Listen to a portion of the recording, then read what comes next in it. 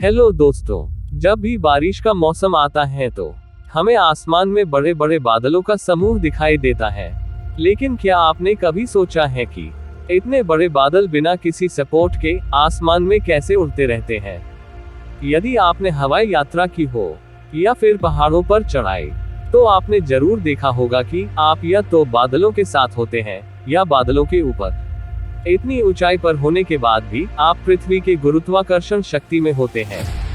आपके हाथ से यदि कोई वस्तु छूट जाए तो वह सीधा जमीन पर आकर गिरेगा।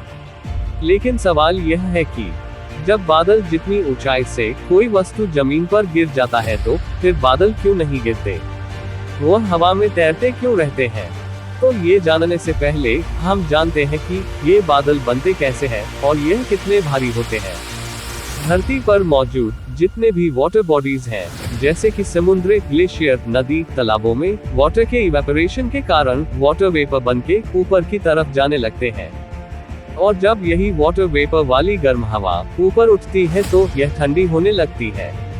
तब इसमें जमा पानी डेंस होकर स्मॉल वाटर ड्रॉप्स या स्नो ड्रॉप्स का आकार ले लेता है। बादलों का निर्माण इन्हीं छोटे छोटे स्नो ड्रॉप्स से होता है। अब हवा चलने पर ये छोटी छोटी स्नो ड्रॉप्स आपस में टकराती हैं और आपस में मिलकर बड़ा आकार बना लेती हैं। इससे वह और अधिक डेंस हो जाती है।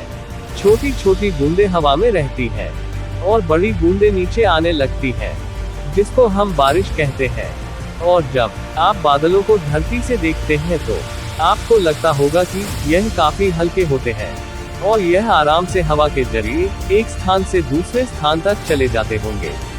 लेकिन आप जितना हल्का बादलों को मानते हैं, उससे कई गुना ज्यादा वजन बादलों में होता है। गर्मी में एक बादल का वजन कई टन हो सकता है और कई बार तो इससे भी कई गुना ज्यादा हो जाता है। यानी एक बादल में कई हजार किलो वजन होता है। अब आप सोच रहे होंगे कि ये बादलों का वजन कैसे किया जाता होगा। दरअसल यह सैटेलाइट टेक्निक के जरिए बादलों का वजन पता लगाया जाता है। सैटेलाइट के रडार डिवाइस बादल में कुछ वेव्स भेजकर उसके डेंसिटी के हिसाब से बादलों के वजन का अंदाजा लगाते हैं। इसमें वेव्स को बादलों के आर पार भेजा जाता है और उसके हिसाब से बादल के वजन का पता चलता है। अब आइए हम जानते हैं कि इतने वजन होने के बावजूद ये बादलें नीचे क्यों नहीं गिरते हैं। जैसे कि आप जानते हैं, बादल बहुत ही छोटे छोटे आइस ड्रॉप्स या वाटर ड्रॉपलेट्स से मिलकर बनते हैं। वास्तव में यह ड्रॉप्स इतने छोटे होते हैं कि नीचे की गर्म हवा सदैव इन्हें ऊपर की ओर धकेलती रहती है, जिससे बादल आसमान में तैरते रहते हैं। अब चलिए अपने डेली लाइफ से इसका एक एग्जाम्पल लेते हैं।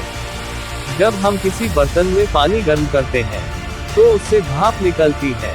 अगर हम उसके ऊपर किसी प्लेट को रखते हैं तो उसमें से भाप निकलकर पानी की बूंदें बनने लगते हैं। जब तक बूंदें बड़ी और भारी नहीं होती हैं, तब तक ये प्लेट के ऊपर ही टिके रहते हैं। लेकिन ज्यादा मोटी बूंदें होने पर ये नीचे आने लगती हैं। इसी तरह बादल में पानी की बूंदें इतनी छोटी होती हैं कि गर्म हवा इन्हें आसानी से ऊपर उठा देती है। लेकिन हवा चलने पर छोटी छोटी स्नो ड्रॉप्स आपस में टकराती हैं और आपस में मिलकर बड़ा आकार ले लेती है। इससे वह और अधिक डेंस हो जाती है। छोटी छोटी बूंदें हवा में तैरती रहती हैं और बड़ी बूंदें नीचे आने लगती हैं, जिससे आते वक्त वह अन्य बूंदों से मिलकर और भी बड़ी आइस क्रिस्टल हो जाती है। आखिरकार ये भारी क्रिस्टल नीचे गिरते हैं और पिघलकर के बारिश बनकर धरती पर बरसने लगते हैं। यानी बादल नीचे आता तो है, लेकिन यह बारिश, ओले आदि के माध्यम से ही नीचे आते हैं और पानी गिर जाने पर फिर ऊपर की तरफ उड़ने लगते हैं और हवा में ही तैरते रहते हैं। अब आप अच्छी तरह से जान गए होंगे कि बादल धरती पर क्यों नहीं गिरता है। अगर यह वीडियो आपको अच्छी लगी है तो इसे लाइक करें और ऐसे ही अमेजिंग वीडियो देखने के लिए हमारे इस चैनल को सब्सक्राइब करें। मिलते हैं अगले वीडियो में, तब तक के लिए धन्यवाद।